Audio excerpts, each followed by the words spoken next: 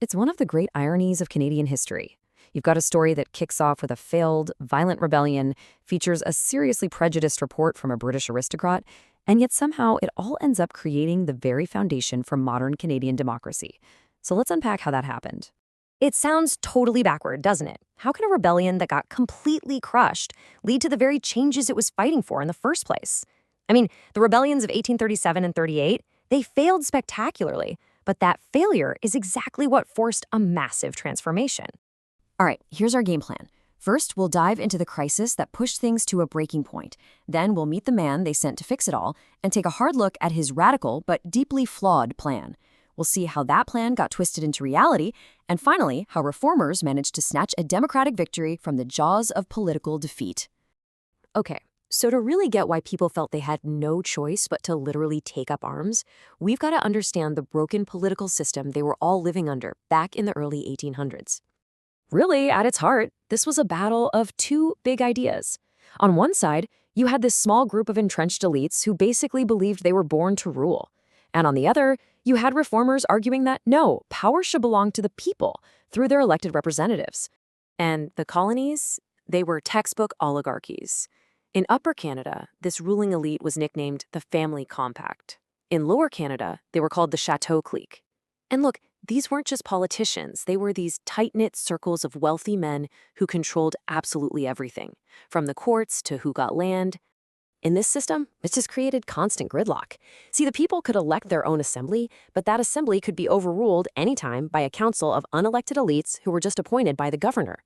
So for reformers, and especially for the French-speaking majority in Lower Canada, it felt like they had a voice, but zero real power. And this went on for decades. So after years and years of peaceful petitions and political debates that went nowhere, the reformers just hit a brick wall. Radical elements became convinced the system was just unfixable, and they decided their only option left was armed rebellion. Now, these uprisings were quickly crushed by government forces, but they sent a massive shockwave all the way back to London. The message was loud and clear. The Canadian colonies were broken. The violence was a huge wake-up call for London. The British government finally realized it couldn't just keep ignoring the colonies' problems.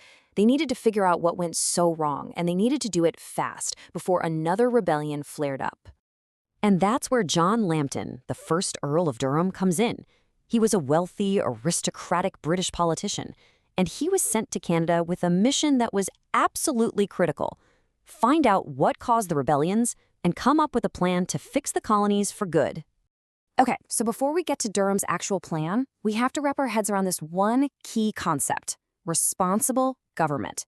This was, without a doubt, the reformers' #1 demand. Think of it like this. In the old system, all the real power was with the governor, who was appointed by Britain. Responsible government completely flips that on its head.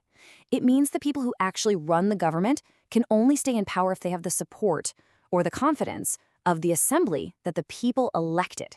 If they lose that confidence, they have to resign. It's the absolute foundation of modern parliamentary democracy. So after a 5-month investigation, Durham goes back to Britain and releases his findings in what's now known as the Durham Report. In his plan, well, it was a total mix of contradictions. In some ways, it was radically progressive for the time, but in others, it was just deeply, deeply prejudiced.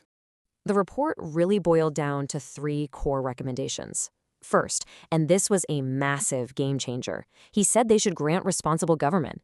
Second, he proposed uniting Upper and Lower Canada into a single province. And third, the most controversial part of all, a plan to deliberately assimilate the French Canadians. This infamous quote from the report just lays his prejudice right out there. Durham saw French Canadian culture as backward, and he truly believed the only way to get peace and prosperity was to basically erase it, absorbing it into what he saw as a dominant English-speaking British identity. And the tool he wanted to use for this assimilation was, ironically, a democratic principle: representation by population. Durham's cold calculation was this: if you unite the two colonies, the faster-growing English-speaking population would pretty soon outnumber the French Canadians. Then, over time, they'd gain a permanent majority in the legislature and could effectively vote French culture right out of existence. So, how did London react to this pretty wild plan? Well, they cherry-picked. They took the parts they liked, threw out the parts they didn't, and ended up creating this compromise that made pretty much nobody happy. So the British government accepted the idea of uniting the Canadas, but they flat out rejected the two other key proposals. They refused to grant responsible government. They wanted to keep power in the hands of the governor. And crucially, they totally ignored Durham's call for representation by population. Instead, they forced a system of equal representation. 42. Remember that number. It is central to the injustice of the new Act of Union. It gave the two new regions, Canada West and Canada East, exactly 42 seats each in the new legislature. Now, on the surface, that sounds fair, right? Equal is fair.